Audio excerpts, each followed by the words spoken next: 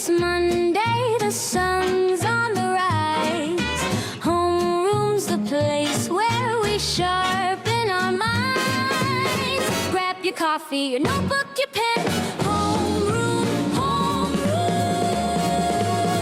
Let's do it again. Woo! You're like, what's that? Hey, come on. I love that. It's Busted Pencils, fully leaded education talk. Educators talking education. Jacob, chairman of the board, me, Dr. Tim Slicker in the house, Johnny Lupinacci, giving him a little bit of R&R for this homeroom. Probably his Keurig is not working. He didn't have his coffee. So Jacob, we said, hey, you know what? Until somebody fixes that Keurig machine, Johnny, we're going to excuse you from homeroom for now. What do you think? I think that's completely fair, Tim. And as we talked about on, I believe it was Producer's Choice last week, Johnny's working on some of those throat exercises to improve his voice and make sure he doesn't throw it out so often. So we're trying to give him some time to recuperate before class and session. Yeah, and in case anybody forgets, those are when he has to go me, me, me, me, me, me, me. Exactly, yes. Yeah, okay. Or me, me, me, me, me, me, me. No, oh my God, Jacob. Those are the good ones where you really get up into that high range. Yeah, that's when oh crap, I forget what they call that when you hit that high note. I was going to say stiletto, but falsetto, maybe. There you go. What we're thinking about. Yeah, watch. I'm going to hit my stiletto tone right there. No, yes. Well, if you pinch my foot into a nice small stiletto, then I hit a falsetto. That's a falsetto. Nice. Jacob, you know what? On this homeroom, though, I started thinking, I'm like, a lot of times we're just kind of light, getting loosened up, ready for the week. And I'm going to stay in that, same type of attitude, easing in. But also thinking, boy, maybe it's a good opportunity to kind of go, what the heck's going on in Greenland that President Trump want? I mean, what is it? What's attractive about it? What's going on? Why Greenland? I mean, why are we talking about an invasion force? Or maybe not an invasion force, maybe just cold cash. Greenland, Jacob, what do you know about Greenland, my friend? Tim, as you know, one of the big issues in the world today is energy and energy costs. And we've went into Venezuela for their oil, their precious oil. And the big thing is whale blubber.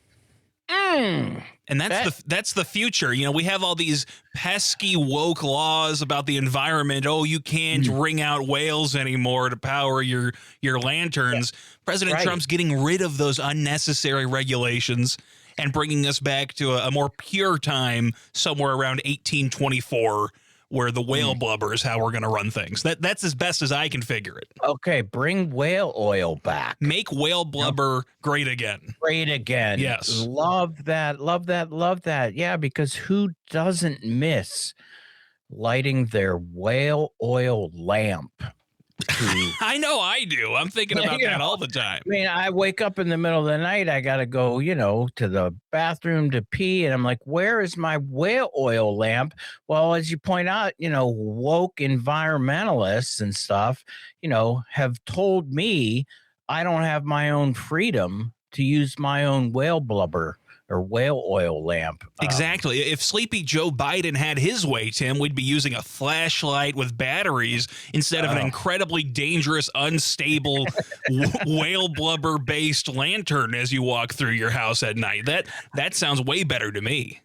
Yeah, I think about it. Oh, my goodness. But, coming back to this, though, I think it's one of these There are things real answers to your question as well. I know there are real. No, this is great because, typically when we enter into a conversation like this with Dr. Johnny Lupinacci here, he gets very confused because That's true.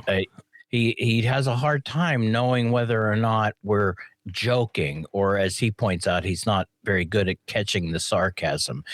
Even though I'm pretty sure that proclaiming our right to be free to use whale oil to light our way is pretty, significantly over the top enough to go, they can't be serious, can they? But Johnny, that's the Tim, that's the thing about Johnny. He's just that sincere of a person. He's a very sincere person. So he doesn't, he can't do sarcasm like you and I with our cold black hearts. We just spit out these jokes. But Johnny really, he believes it. He feels it. But okay, yeah, Johnny, and we love you, man. But come on, man, get the sarcasm. Whale oil, really? Do you believe Jacob and I really mean? Greenland, though, I mean, there's a lot of talk. People are saying we want it, we want to buy it, we want to invade it. Why? What do we know about Greenland? What's the, my little thing? What's the history of Greenland? I would love to know more. What would we like to know about Greenland? Why Greenland? Why is it called Greenland? Has anybody ever been there? There's not a whole lot of the color green in Greenland. I wonder if there's some sort of parable you can tell us about that may explain that story. Well, it's one of those interesting things, and we'll be talking about this because we have an Iceland, all right, yep. And it would seem potentially, if we look at the weather patterns in Iceland and Greenland, that somebody just made a mistake naming the countries when we drew, one of our Western influenced maps, because, Greenland's kind of frozen most of the time. So it's kind of like Iceland. And Iceland actually has some seasonal phases with some green kind of rolling plains. But so where did that come from, Jacob? That's what we're talking about here. Greenland, the history of Greenland. And to situate that, I was going to, kind of say, Jacob, so what do you know about the history of Greenland? Because I am here to work as your oracle of wisdom, of truth, to hopefully either confirm your thoughts about Greenland or, maybe get into a little bit of, Jacob, hold on a minute. Did you know? That's what you do for me every day here on this show, Tim. And that's why I'm so grateful to be your producer. I've learned a lot from you. I always learn from Johnny and his sincerity. But on the topic of Greenland, I do know that it was settled by the Vikings. I know that. They came over after exploring Ireland a bit and England and that whole area over there. Moved to Iceland. There were settlements in Iceland. It moved to Greenland. You have settlements in Greenland. And that's how famously Leif Erikson becomes the first European to get to the North American continent. He does that because the Vikings have been moving steadily in that direction. And then he goes from Greenland to, I believe, Nova Scotia. So really, Greenland is a big part of the history of North America. Western colonization at its finest. Well, right? It went really poorly, though. So I guess. Yeah. Okay. Lots there. But yeah, lots going on, and you bring up an important name, Leif Erikson. You know what, though? There's another important name, Erik the Red. Erik the Red. You bring in some important countries. Yeah. Iceland. England, Ireland, lots going on with the Vikings. And so the first question then, Jacob, is, so was it the Vikings then who discovered Greenland? Good question, Tim. Well, you can't say that they discovered Greenland because I do believe, correct me if I'm wrong, but I believe that the Inuit peoples were already in Greenland when the Vikings arrived, though, of course, they're both in pretty small numbers due to the very inhospitable nature of Greenland. So those first contacts were kind of, you expect the newcomers to come in and find a lot of people. It was actually pretty small groups on both sides hanging out, and plus gigantic landmass. So I don't think they ran into each other every single day. Yeah, they weren't across the street from each other. I think that's fair to say. They were not in the same school district. Yes. Yes. They had to get on a bus to go and play that Friday night football game. Yeah, they would have to take a nice bus with plenty of oarsmen and get on over to the neighboring school district. Yeah.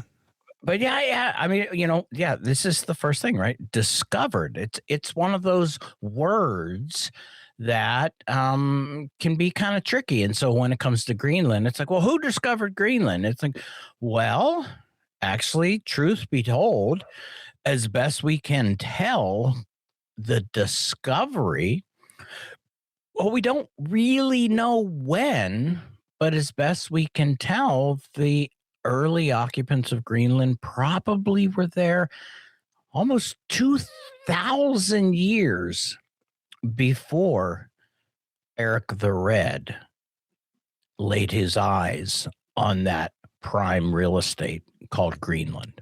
That's a pretty That's a pretty big jump they had on old Erik the Red. Yeah. A couple thousand years.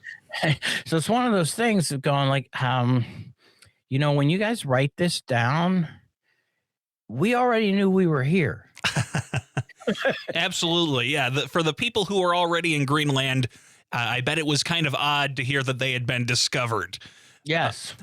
I think that when we say discovered, I think there is still a purpose or a usefulness or a utility, if you want to put it in any of those terms, to saying that, because it is the moment at which this history of Greenland enters the continuum of knowledge that you and I are currently part of. The story of how much you and I know about Greenland begins with that moment where the old and new worlds came together. That's how, we enter this space where the archaeologists now learn about the 2,000-year history of the Inuit peoples. I mean, it's a big Neil deGrasse Tyson, I remember, once said that he thought that Columbus, quote unquote, discovering the new world is a pretty darn big deal, where you had two civilizations, multiple civilizations, but sort of these worlds developing for thousands and thousands of years. And finally they come together for good and for a lot of bad. But it's a pretty darn momentous part of history. And obviously Greenland, big part of that too. Well, and you're pointing out something really, understand too, of this whole thing of memory of the past is a cultural thing, right? You're when Western European, in this case Erik the Red and a Viking, the Western culture of writing things down, of telling stories, although honestly, no, this is where it's gonna get a little tricky. Erik the Red and that group of Vikings, they weren't so good at writing stuff down either. Sure. Yeah. They really weren't. But well, it's interesting around the time that the Vikings finally come onto the scene in European history. If you're sitting in France, I don't know how big a distinction the French king makes between the Scandinavian tribesmen up in Norway versus the Inuit tribesmen in Greenland. In that perspective of the time, how different are these guys from where we now have our biases to judge, oh, this is European, this is Greenland? Yeah, those Vikings, oh my God, those Vikings. Gosh, goodness. But yeah, so there we are. So, as best we could tell, Inuits discover how they discover, now we're getting into really, really, quote, ancient history and looking at the migration of the modern humans across, quote, out of Africa, across Asia and those movements, and as best we can tell how they are. But, and at some point, a one of those migrations ends up with a group that, again, we refer to them as the Inuit people. But, Jacob, thinking about that, 2,000 roughly years before Erik the Red. All right. Okay. Jacob, question. How long were the Vikings in Greenland? Ah, that's a fantastic question, Tim. I know that the settlements in Iceland were a lot more successful, and that has been much more continuous. But for Greenland, I think it was pretty brief that they were actually living in Greenland. I'm gonna guess 40 years. 40 years of Vikings the first time. Okay. Actually, you're really, really low. Really? Okay. Yeah. From the idea of quote settlement Mhm. of Eric the Red, which is somewhere in the 900s, mid 900s. Actually, there was continuous Viking colony on Greenland up through almost the 1400s. Wow. Okay. So I was about 10 times too short on that one. Yeah, I was gonna say one more zero, Jacob. You had it. Yeah, Vikings actually existed for about 400 years there. So about 400 years, which brings up the question: what happened? That is a good question. Now, my guess is going to be Greenland, as we've established, is not green, and it's a hard place to live. So I can see theoretically how that might not have panned out perfectly the first attempt. But tell me, then again, it lasted for 400 years the first time. So Interesting, right? Yeah. Because I think your gut to say 40 years feels about right, because it's like it's tough there. However, now we got to get into geography and geosciences Ah, and looking at the patterns of weather and climate. And actually, through all of those ways, whether we're checking sludge at the bottom of frozen ponds, ice samples and stuff, actually can do a pretty darn good job of saying, here's what the weather was like in 900. Here's what it was like in 1000, 1100. And actually, what the best we can say is that when the Vikings did show up in the southern part of Greenland, um, there was a bit of, and for all of the people out there who are going to go like, see, I told you, the climate had been warmer than normal, so that actually the modes of survival that the Vikings quote when they come to colonize, right? What are they bringing when they colonize? They're bringing their own cultural understandings of how to live. yeah. And guess what that is? Farming. Mm. Yeah. Farming. And raising livestock. And so to be able to do that successfully, actually you bring up the point. There had to have been a better climate. And from what we can tell, climate scientists can say that, around that time there was a warming period and there would have been enough growing season time to actually maintain a small colony with some agriculture and the ability to continue to raise livestock. And if you think about it, for the Vikings coming from Norway and Sweden, it doesn't have to be that hot in Greenland for their Right. methods to work. It just has to be warm enough, warm by Greenland standards to enter that sweet spot where a Viking civilization can exist. And then it doesn't take much to move out of those degrees of temperature where it doesn't work anymore. There you go. And so, they did not come up from Miami, Florida to Greenland. Yes. Like these Speedos aren't going to work, Leaf. Yes. Uh, Absolutely. but yeah. And so, but now think again. So, Jacob, then what happened after 400 years? I believe it's something we call the Little Ice Age, Tim. My God. You are so smart on this Monday homeroom morning. Only on Monday mornings, yes. That's where I try to cram it all into the beginning of the week, and then the video games degrade me as the week goes on. So, but you're right. Climate science, you can look at and go, oop. Oh, guess what? That whole farming gig that you guys were doing ain't working anymore. And in fact, some of the excavations into the settlements in Greenland, particularly when they go into what we would refer to as the garbage dumps. Well, yeah. But I mean, hey, guess what? People in the past had to throw stuff away too. Yep.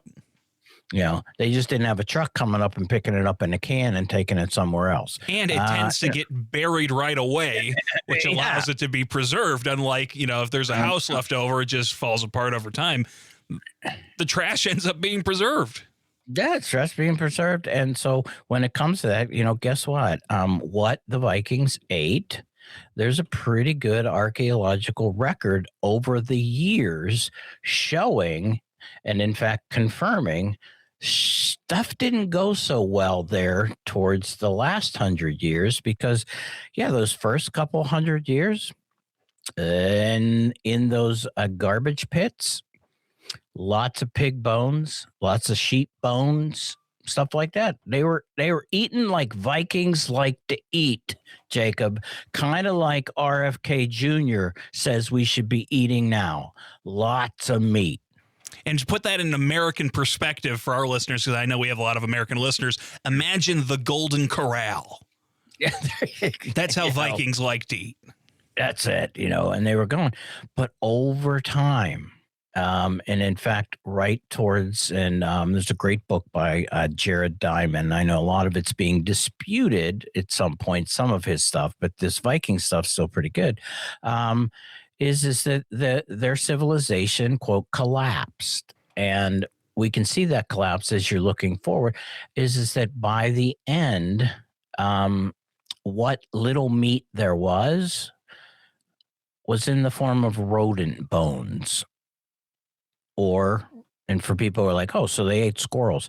No, we're talking about the smallest of rodents. The humble field mouse. Of which the humble field mouse itself was also going. There's not a whole lot of field going on right now in this mini ice age. Exactly. Now things are not good when you don't even have any more field mice to eat. Right. That's when you start to say, I guess maybe I'll go back to Denmark. That might be better than this. We're out of here. But Jacob, here's again the go. But who didn't collapse? And who didn't have to leave Greenland? I'm going to guess the Inuit peoples of Greenland, Tim. How did they do that? I've got an idea. Okay, go for it. I'm going to guess that because of what we talked about at the beginning of this conversation, which was Greenland's a big sparse place and they're not really intermingling too much, I'm going to say the Inuit people's lifestyles didn't change that much from before the warming period till after the warming period, and so they were still equipped for Greenland life.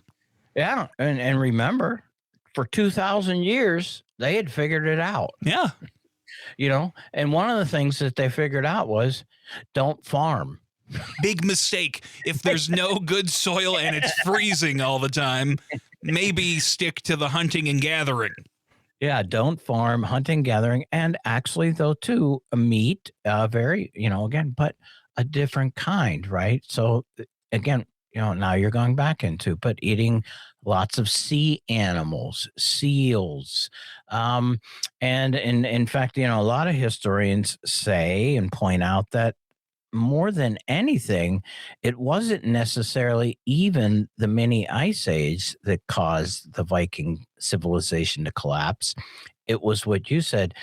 It was their inability to remove their European cultural ways of living and adapt, because when it comes to eating meat, seal meat does not cut it if you're a good Viking. And by the 1400s, you are European now. Christianity is fully going on. And so, but yeah, just a refusal to adapt to the way the Inuit had been there for 2,000 years, and so that idea, cross-cultural understanding did not happen. And I think that another contributing factor to the refusal to adapt is, as long as your civilization has remembered longboat technology with an express pass back to Denmark if things don't pan out, then you say, well, am I going to change everything that I believe in, or am I going to just go back to the home country there. Yeah, maybe if you're stuck in Greenland, then you're like, well, you guys seem to know what you're doing. I'm gonna start doing that instead. Yeah. Yeah. So, I mean, so this is kind of the cool stuff. So 1400s or so, Europeans, Vikings gone, Inuits there, chilling, hanging, doing what Inuit do best, which is live in a place that they had lived for thousands of years and were perfectly, I'm sure, probably pretty darn happy when, Eric the Red's great people left. Probably. I assume so. I really don't know. I'm not an expert in the relations between the Greenlanders and the Inuit back in the 1400s, but knowing humans like I do, I think humans usually don't get along great. The best cultural kind of, potential mixing was that the walrus. And what was it about the walrus that the Vikings liked? Not the walrus meat, Jacob. Ooh, I have a guess.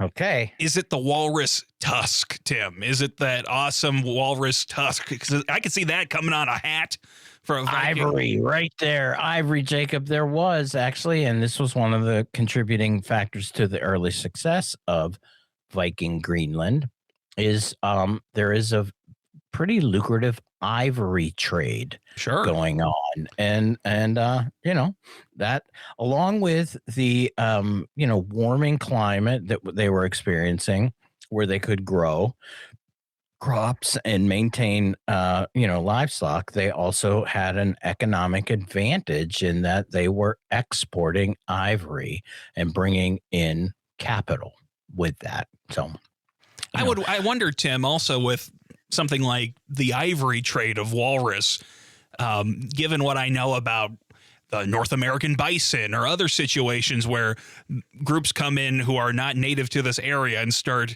eating different animals or harvesting them for parts, that did not go well for the bison. I wonder how the walrus population was doing during this time.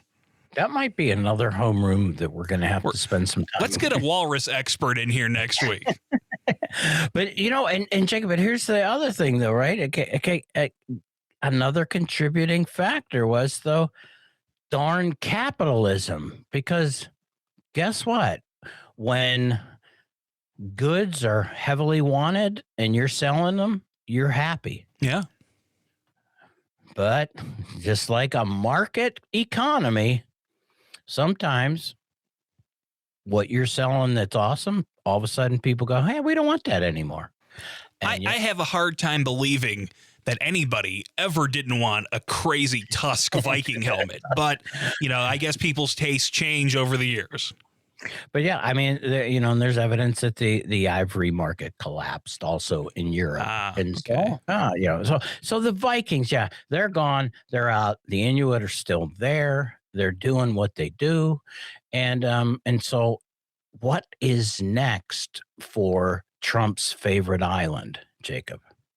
I think we go to the 1400s and then America invades in 2026, right? That's sort of that's the trend of the history of Greenland. Or I think it went back to the Inuit population entirely as an island for a while. And then I think, Tim, tell me, does Spain claim Greenland briefly and it goes poorly and then the Danes come home, or what? As best probably Spain, European kind of dabbling, going, nah, it's too cold. Heck with this. But Denmark, in the 1700s does recolonize Greenland.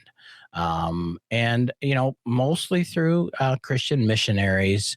And though the sustainability of Greenland now was much easier, it was also too not a thriving colony that they were going to overpopulate, and so bringing in the needed resources from all of the other European countries, because by the 1700s, Jacob, the Danes, they're European.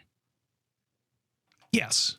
Yeah, the Danes come back. They're the Europeans. And the interesting thing about Greenland versus Iceland, which I think we associate so heavily together, Iceland is like 85% European descended, Viking descended people in Greenland. That's Iceland, sorry. But Greenland is overwhelmingly still indigenous Inuit people in Greenland. It's a big contrast between these two places, probably having to do with the same thing that has always had to do with Greenland, which is the inhospitability for people who aren't from there. Yeah. And so, but I mean, so over that time, and really actually another, 300 years or so, 1700s through the 1900s, it's a small Danish colony with, an Inuit local population. But, at some point, though, in the 40s in the 30s, something breaks out in Europe, Jacob. Cholera. No. Oh, no. Something else. Yes. Are we talking about World War II, Tim? There's some stuff goes down. Yeah, stuff goes down, and if people go, it's like Denmark. What happens to Denmark early on in the late 30s into the 40s? Denmark is occupied by the Nazis. Yes. And those Nazis, well, they had their eyes on Greenland also, Jacob. They had their eyes on Iceland and Greenland, and we, the United States, had a similar approach to dealing with both of those potential problems. Yeah, and so this is, so when does the U.S. get involved in Greenland? It's in World War II. So our first, is it a claim or our first experience with Greenland? When I say the United States, I should say, is World War II, and there's some air bases, because what is it about Greenland that is important for America at that time? Everybody's like oil and strategic location of Greenland in this global conflict. And so America's investment in Greenland in World War II is largely militarily, in setting up the ability to, be able to potentially use Greenland as either a launching place or also as a place to understand when maybe America might be being targeted too, right? Especially in World War II, it's not hard to see how a big island in the North Atlantic may be strategically placed when the United States is trying to send supplies to the UK through the North Atlantic.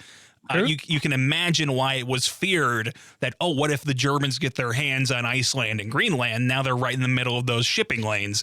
It could be a big deal. That's the primary World War II situation. And so anyway, we invaded them. Oh, good. Yeah. I want to make sure we say what happened. Yeah. Hey, we did not ask the Inuit and the few Danish colonists that were there. We didn't ask. Yeah. We didn't ask. We just did what we do. We show up. But I just wanted to also just make another point too. One of the biggest fears too in World War II is that also Nazi stronghold in those areas is the potential jumping off point for an invasion of America. Sure. Yeah. Right? Because let's be honest, Hitler, he was going after everything pretty much. I don't want to be controversial here, Tim, but Hitler, bad guy. I'm just going to say it. I'm not going to mince words. He was a world dominator, or wanted to be. Attempted world dominator. Wanted to be a world dominator. And so, Jacob, but after World War II, it kind of, the next significant milestone in Greenland's history. Throwing it out to you, Jacob. Geez, Tim, I don't know. Is it the Cold War? There you go, my friend. Cold War. And what a great place to have a Cold War. In Greenland. Yes, you're right. You're absolutely right, Tim. I wonder if the Cold War got its name from Green. No, don't go down that crazy myth. But yeah, Cold War, nuclear, all that, stuff like that. But So here we are. It's we're looking at Greenland into the Cold War, and then, um, however, let's jump to the 70s. Something uniquely significant happens to Greenland because even during all this time, Denmark does claim and or have ownership, if that's an appropriate word, of Greenland. Yes, it's a colony of Denmark at It's this a point. colony. Yeah, it's a colony of Denmark. But Denmark does something unique in the 70s. And what is that, Tim? Autonomy, Jacob. Autonomy. Greenland, yes, still part of the kingdom of Denmark. That would be a whole other show because I'd love to know where else the kingdom of Denmark is outside of Denmark. I think there's some parts in the Caribbean. Okay. Yeah. Yeah. You know what? Actually, I've seen the Danish flag when I was down there one time. Yep. Thank you, Jacob. But self-rule and then the population. But as you point out too, Jacob, when we're talking about the population of Greenland, it is still, though, even though there is, a Danish quote presence, the population is largely Inuit. Yeah.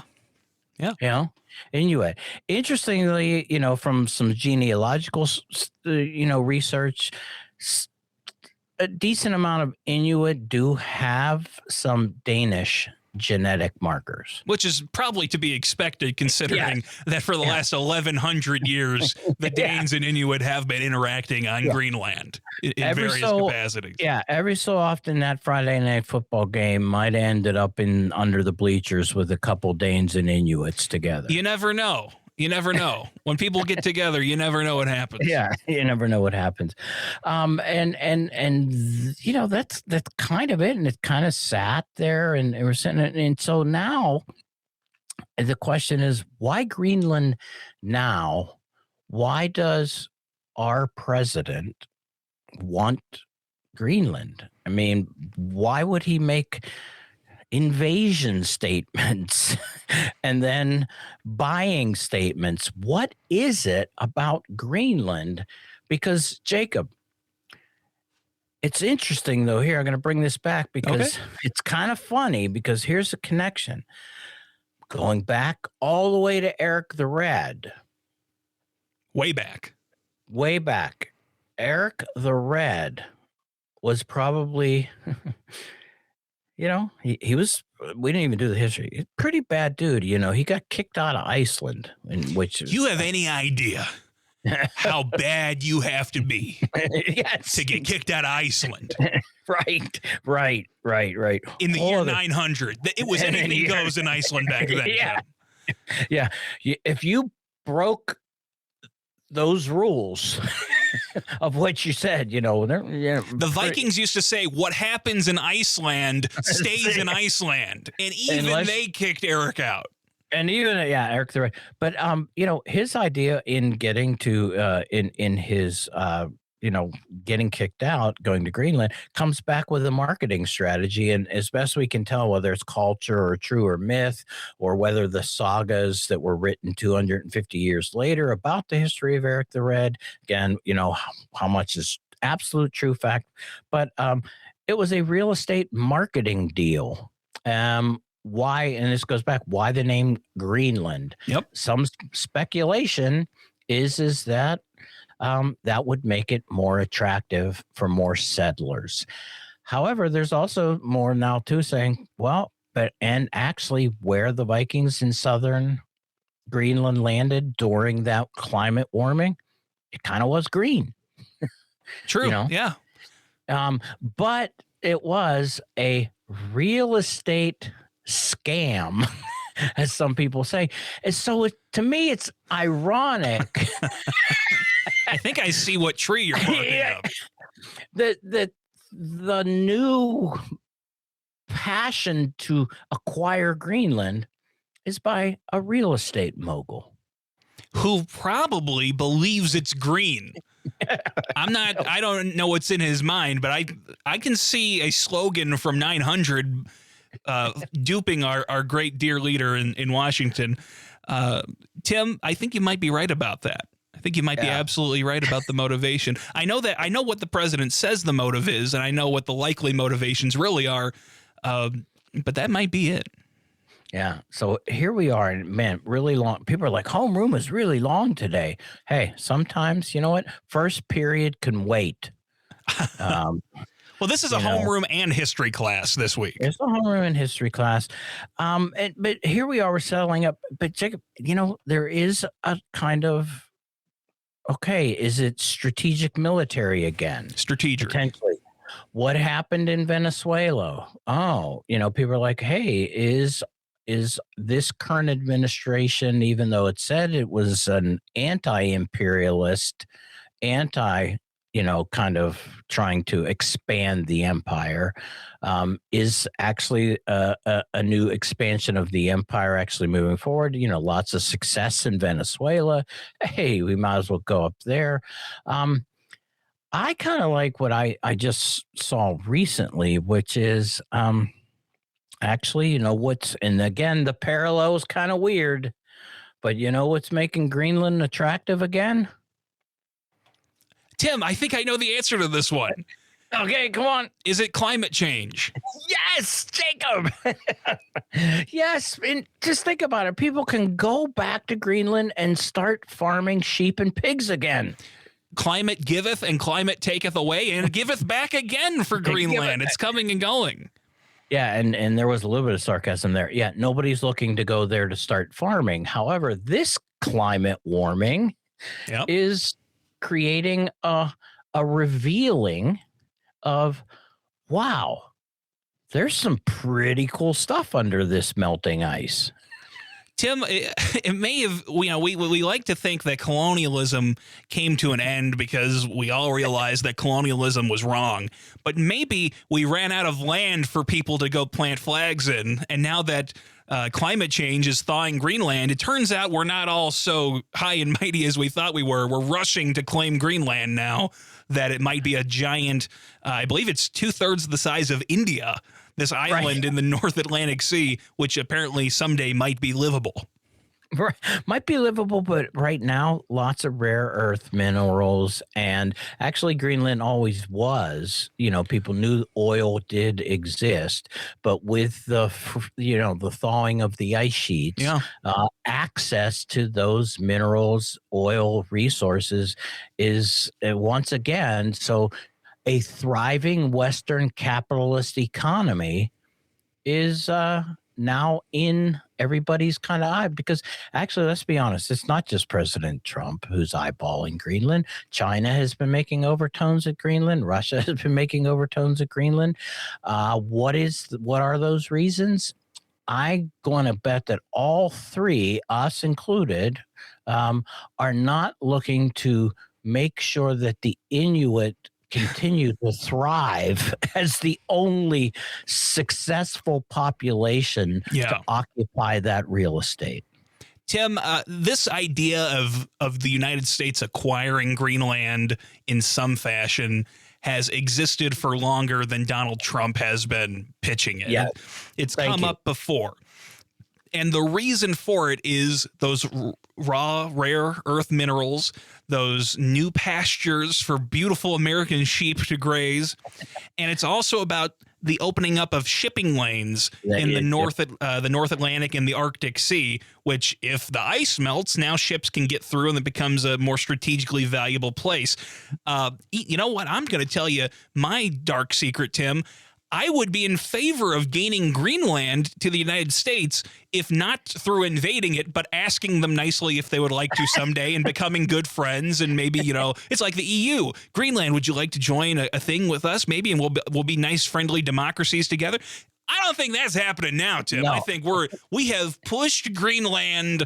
Greenland will join China before it becomes part of the United States at this point. He is ruined. It's like, I like Canada, and I've been to Canada so many times, and I think Canada is great. And I thought, someday, why don't we someday get, let's make this official, Canada. Yeah. But now, no way.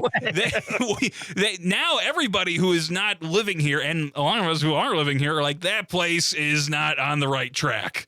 So no, thank you. So the story of Greenland, really long story, goes back 2,000 years, Tim, with the Inuit people first arriving there, going to Erik the Red, and now Donald the Orange, trying to follow up on that brave legacy of colonizing Greenland. So just remember, Jacob, it's always been about real estate, my friend. Erik Real the Red estate. must have read Art of the Deal, I think, based I on think so. So there you go. So this homeroom, who knew Erik the Red and Donald the Trump, Donald the Trump, yes. Donald Trump and Erik the Red, two guys, what seems to be cut from the same cloth right there, just trying to expand that real estate portfolio, man. So Jacob, with that, now it's time for your moment of Zen.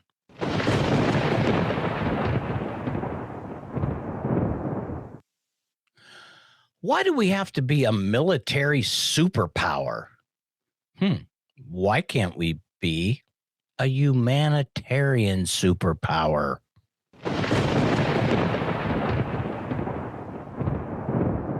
Hey there, Pencil Busters. Thanks for listening to this Monday homeroom edition of Busted Pencils. Don't forget to check out Class in Session on Wednesday, Producer's Choice on Friday, and of course, you can always find us every Saturday across the Civic Media Network for 1 hour of your favorite blue-collar scholars, Tim, Johnny, and Jacob, and keep bustin' pencils.